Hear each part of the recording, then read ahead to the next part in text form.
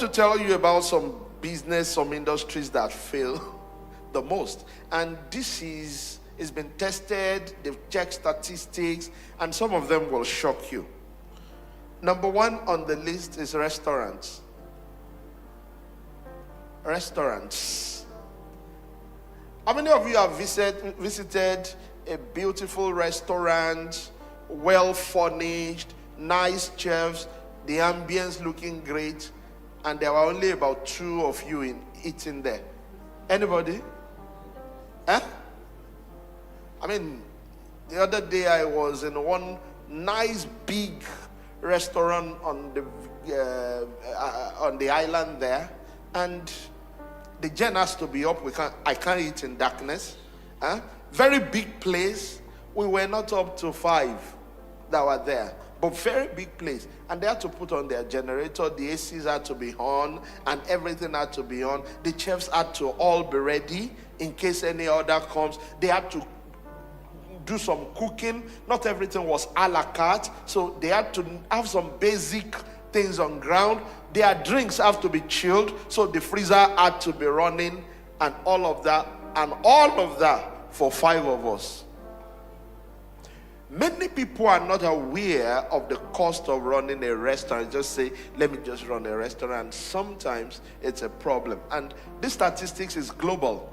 It's global. It's not just Nigeria, that a lot of restaurants do fail. And that's not to say that restaurants don't succeed. It's just that a lot of them fail. Particularly if all you do is eat in.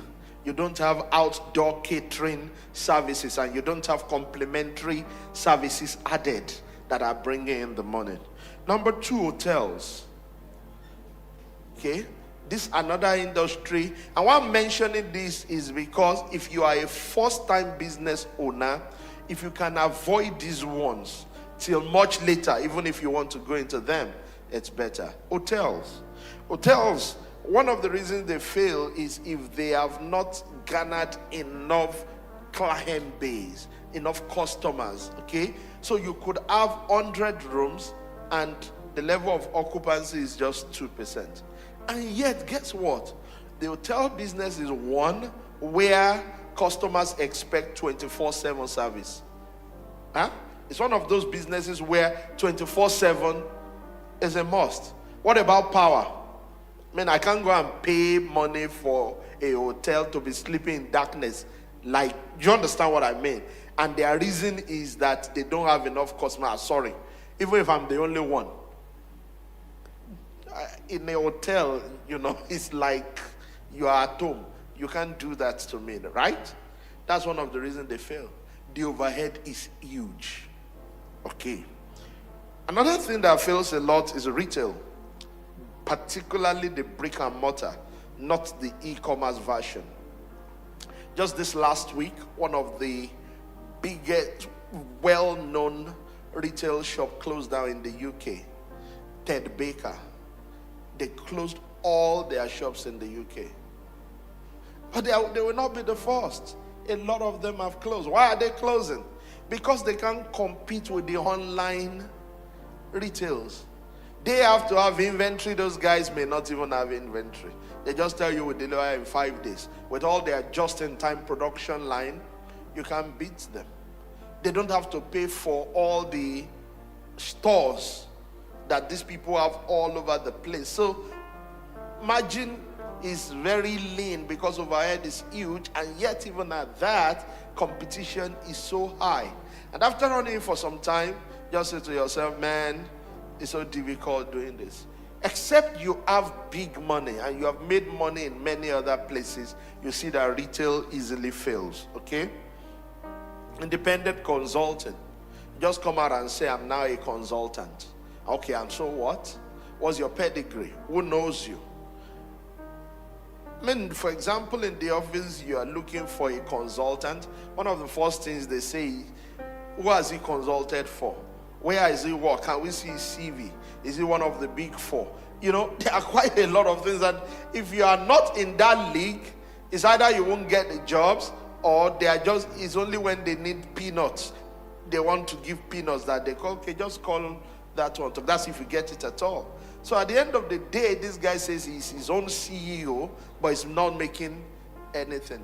And there are many CEOs that it's just glorified title. I'm the CEO. Don't let all the Instagram introduction fool you. I'm the CEO of Riveti, a corporation, institution, Kineka. All those Kineka, calm down. What do you people do? How much do you make? That's what it comes to. So sometimes it fails. What other thing fails? You must have known it by now. A lot of tech companies, software companies are failing. A lot of them. Why? Because many of them don't understand business. They understand engineering, but they don't understand business.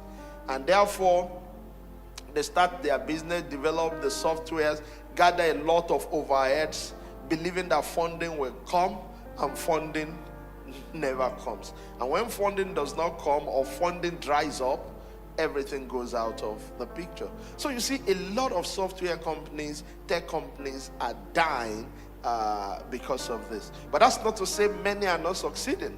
For example, in Nigeria, we know that we had Flutterwave, we've had Paystack. I mean, doing very well in the fintech space, and there are so many others. But you need to study those models very well to know how they were able to succeed where others are not succeeding. And you need to really have a great idea, a brilliant idea, not to be eaten up by the sharks in that space, because they are sharks.